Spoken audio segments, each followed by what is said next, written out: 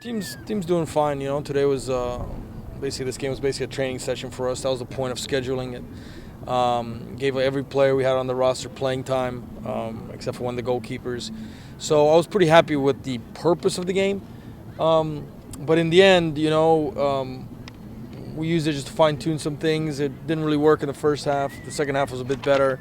We got to have a plan A and a plan B going into conference, and then a little bit of that we worked on today.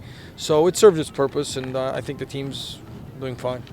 And non-conference was a journey. And what do you think the team did well in non-conference that they can take into the WAC that will transfer over?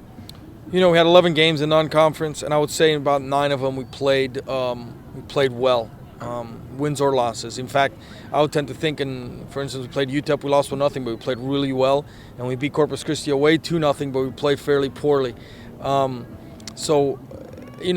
I think we've played consistently well over, say 9 out of 11 games, and consistent performance will give consistent results. So that's what I take from non-conference. I don't think we've ever done that in our first 2 years, have a real consistent play.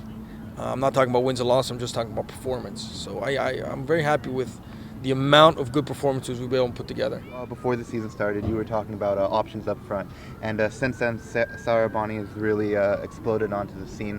Do you think that you have a lot of options up front with her now that she is a scoring threat, and do you think there's a supporting cast around her? Right, no, there's certainly a lot of options and different kinds of players that can match up well against different kind of defenses, and so we have lots of choices, and that's always good for coaches.